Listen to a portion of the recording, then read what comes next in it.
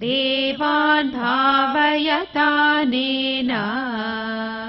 ते देवा भावयन्तु वः परस्परं भावयन्तः श्रेयः परमवाप्स्यथ। तो कर्म कैसे करो? यज्ञ की तरह। आपको प्रकृति ने जो भी कर्म दिया वो कर्म एक गोल बनाओ, एक कर्म हवन कुंड बनाओ।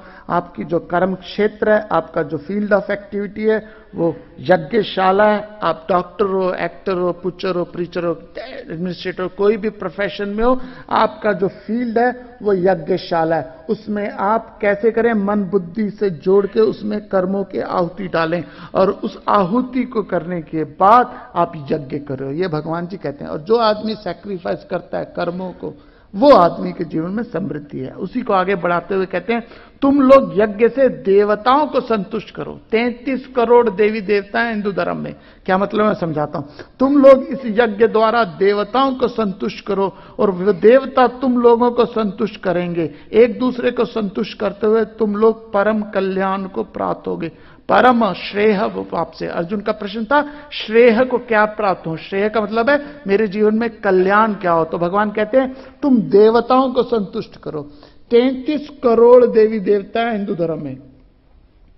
हर देवी देवता सिंबलाइज करता है कोई डिजायर, कोई इच्छा। आपके पास, आपके अंदर धन की इच्छा है तो लक्ष्मी है, आपके अंदर ज्ञान की इच्छा है तो सरस्वती है, आपके अंदर सक्सेस की इच्छा है तो गणेश जी हैं, आपके अंदर ताकत है, ताकत की इच्छा है तो हनुमान जी है, आप पावर चाहते हो तो शक्ति है। यहां तक कि बीमारी की भी देवी देवता है, शीतला माता। 33 करोड़ देवी देवता है। हर डिजायर क्या है? सिंबलाइज करता है, पर्सोनिफाई करता है एक देवी देवता। तो भगवान क्या कहते हैं? देवताओं को संतुष्ट करो। देवताओं का संतुष्ट करने मतलब अपनी डिजायर को एक हायर गोल दे दो। अपनी डिजायर को कोई प्रॉब्लम नहीं है। जब तक धन की इच्छा मर्यादा के अंदर है तो लक्ष्मी है। धन को यदि बेतरतीब ले रहे हो तो वो कुबेर है। कुबेर देवता नहीं है हमारे शास्त्रों में। कुबेर की पूजा नहीं है, कुबेर यक्ष है। यक्ष माना जाता है कुबेर। तो कोई भी डिजायर है आपके अंदर, उसको क्या बना दो? एक गोल बना दो। कोई समस्या नहीं है। आपके अंदर डिजायर है कि परिवार में हार्मनी हो, तो हार्मनी के लिए क्या करो? यदि आपकी डिजायर है घर में हार्मनी हो, तो एक हार मान ले, दूसरा मनी देता रहे। एक जगह मैं लेक्चर देने गया, मैंने कहा how to gain harmony in life. तो मैंने कहा एक हार मान ले, दूसरा मनी दे दे। तो एक सामने सरदार जी थे, कहते सर जी हार भी सानू माननी पैंदी है, मनी भी सानू देनी पैंदी है।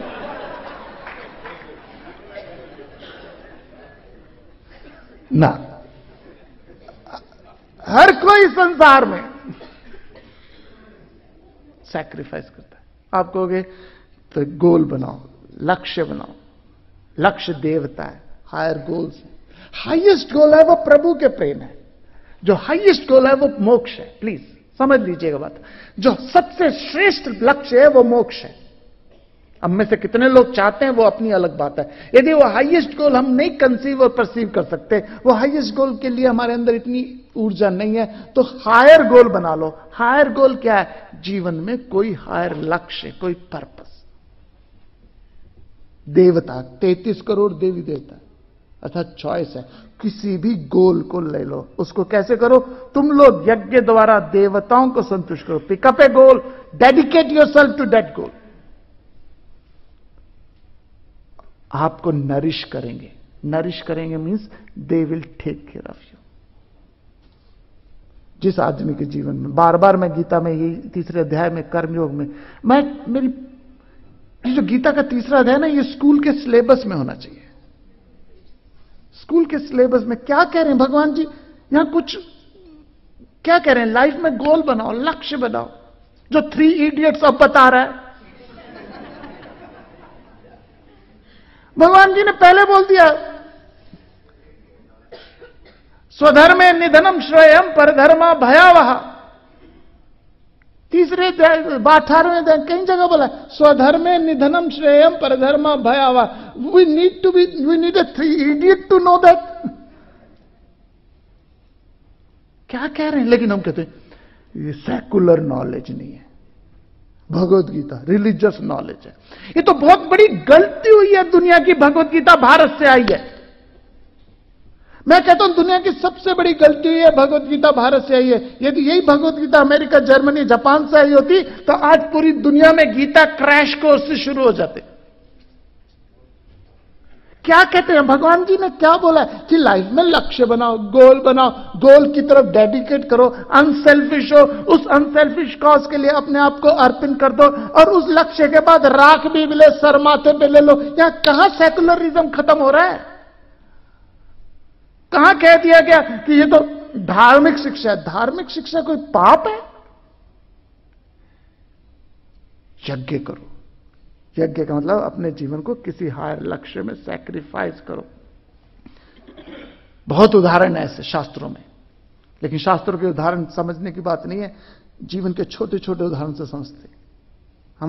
मेरे गुरुजी स्वामी पार्थसारथी जी एक उदाहरण देते हैं अपने जीवन का, बड़ा सुंदर उदाहरण है, छोटा सा है लेकिन सिंपल है। मेरे गुरुजी किसी घर में गए खाना खाने, किसी के घर पे गए, जब भिक्षा लेने जाते हैं गए तो एक छोटा सा बच्चा सबको टॉफियां दे रहा था। देखिए सैक्रिफाइस का छोटा सा एग्जांपल है। एक छोटा सा बच्चा सबको टॉफियां दे रहा था, जो होती है ना लॉलीपॉप टाइप, गोली होती है उसके अंदर, वो सबको दे रहा था। सर अभी जैसे दरवाजे पे पहुंचे, जब तक स्वामी जी के पास वो प्लेट लेके आया, सारी टॉफियां खत्म हो गई, सारी टॉफियां खत्म हो गई। तो स्वामी जी ने मजाक में कहा, मुझे तो मिली नहीं, मुझे तो टॉफी चाहिए थी, तुमने तो टॉफी नहीं दी मुझे, इतना टाइम हो गया, मुझे तो टॉफी चाहिए, तो टॉफी नहीं देता। सर ने मजाक में बोला, तू टॉफी क्यों नहीं दी? मेरी तो टॉफी मर गई, मुझे तो टॉफी दे। उस बच्चे ने झट से क्या किया, वो कर दिया जो हम इमेजिन नहीं कर सकते, अपने मुंह से टॉफी निकाल के कहते, अब हो गए इडियट है। ये सैक्रिफाइस है। किसके लिए? हम सब लोग जब घर पे मेहमान आते हैं तो घर की गृहिणी क्या करती है? अपने लिए चावल, राजमा, सब्जी साइड में रखती है, हैं?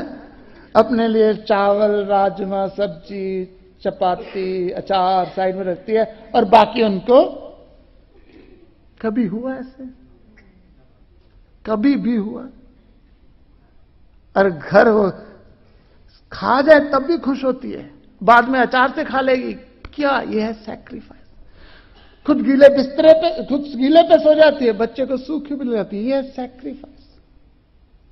हर कर्म को सैक्रिफाइस करता कि प्रभु आपने मुझे इस कार्य के लिए चूज किया, इस कार्य को मैं क्या करूं? ये मेरा घर हवन कुंड है, इसमें मैं सैक्रिफाइस करूं। आप कहो सर मैं तो बहुत सैक्रिफाइस करता हूं, लेकिन मैंने मिलता नहीं ना, देखो कुछ।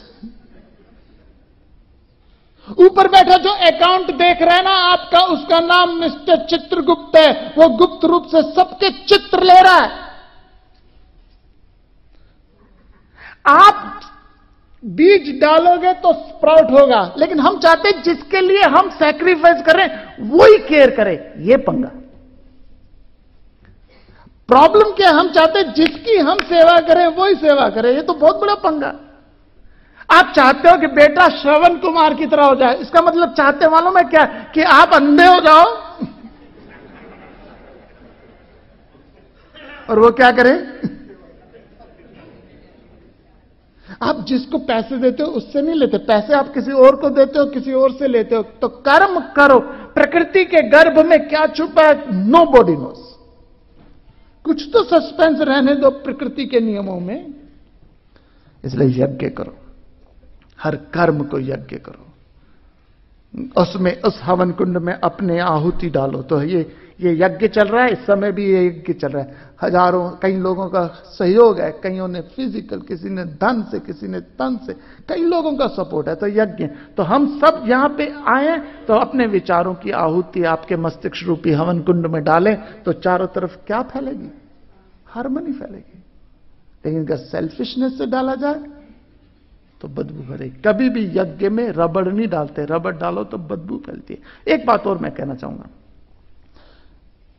यज्ञ पे, ये घर में जो विवाह होता है वो भी यज्ञ है।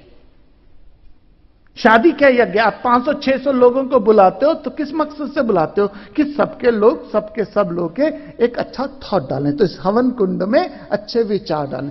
तो आपने 600-700 लोगों को बुलाया, इसलिए बुलाया कि वर वधू को वो अच्छा थॉट डाले। अब होता क्या है, बारात आनी होती है 8 बजे, आती है 12 बजे, 10 बजे, 10:30 बजे, 11 बजे। 600 लोगों को बुलाया था आपने, उस 600 लोगों ने एक जगह, आपने बुलाया 8 बजे, बारात पहुंची 11 बजे। अब 600 लोग एक जगह खड़े होके आपको क्या कर रहे हैं? कर्ज कर रहे हैं। यार यहां बैठ के बेवकूफी हो गई यार।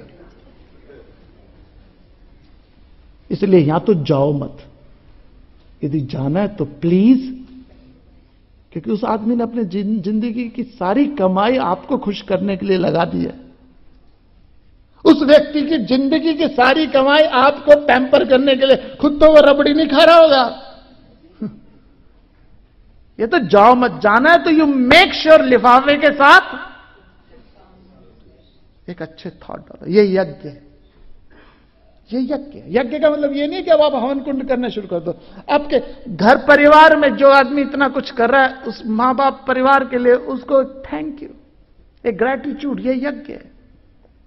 सुबह सुबह आपके घर के बाहर कोई 1 लाख रुपए कैश छोड़ जाता है, किसने दिया, क्यों दिया, कैसे दिया, पता नहीं, गिनना शुरू करते हो सुबह सुबह। डॉक्टर कुमार, मिस्टर कुमार के लिए 1 लाख रुपया, खिड़की दरवाजे बंद, कर्टन बंद, गिनना शुरू। एक बार गिना, 2 बार गिना, पाया उसमें 1 लाख रुपए नहीं निकले, उसमें 99,500 रुपए निकले। अब आपको इस बात का सुख नहीं होगा कि 99,500 रुपए मिले, इस बात का दुख होगा कि 500 रुपए कम है। This is gratitude, please.